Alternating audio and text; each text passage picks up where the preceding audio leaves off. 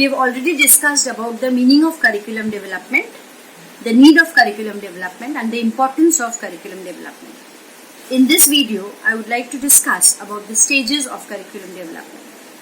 The curriculum development stages involve 5 steps and these are all cyclic in nature. Means all the steps are interrelated to each other and they affect each other. So, this 5 steps of curriculum development begins with the first stage of selection of aims and objectives and goals. Now, aims are of 3 different kinds.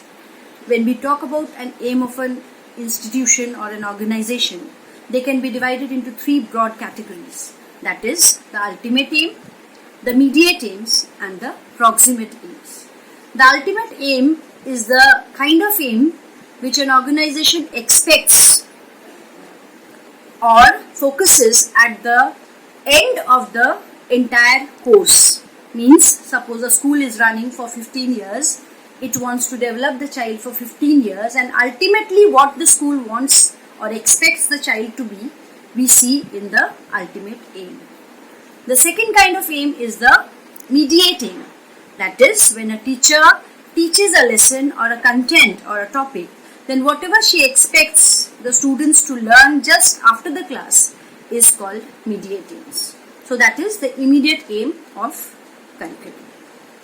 And the last but not the least is the proximate aims, which means whatever we expect the child to be after 1 year or 5 years of teaching, whatever the changes are there in his behavior, the difference between the incoming behavior and the outgoing behavior. That is, when the child takes admission in the school, that time what kind of behavior he had, and when after 5 years of teaching or teaching learning process, what changes have developed in him is known as proximate aims. So, there is a difference between the entry behavior and the exit behavior or in the interim behavior. This is called the proximate aims. The second step is the selection of learning experiences. Now, what the teacher wants to provide to the student, what kind of learning experiences you want to provide to your students lies in the second stage, that is selection of the kind of learning experience. Now, in this stage, we need to take few things into consideration, that is, what kind of society we are catering to, what kind of children we are getting, what is the background, what is the intellectual level of the students. So accordingly, we have to design our learning experiences so that we can give them the best.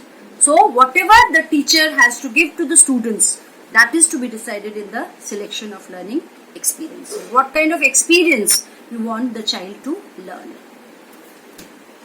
The third step is the selection of the content.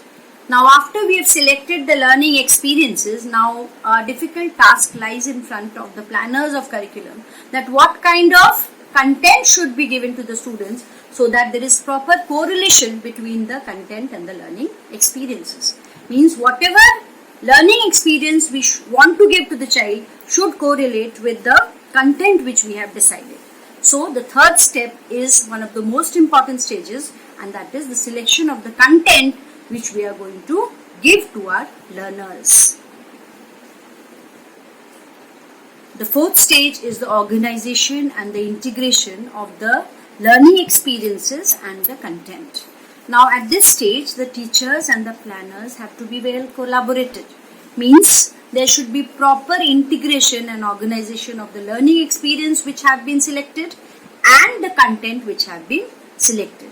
Actually, we should know what we want to give to the students and what kind of content should be provided, and they should be both well collaborated, the content and the learning experience.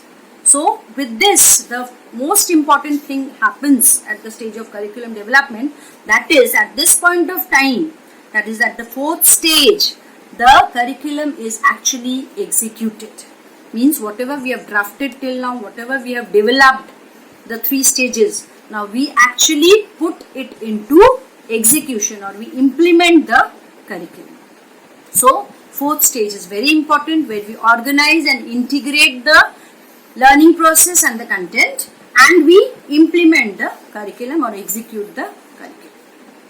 The last stage is evaluation, where all the stakeholders play a very important role, where they give their feedback about the curriculum and the progress of it, and then accordingly we come to the first stage again after evaluation. So a proper feedback from all the stakeholders, that is the parents, the planners, the executors, the learners and the society people, are very important. Thank you, and I hope you all have understood. Next video will take up on the determinants of curriculum development. Thank you.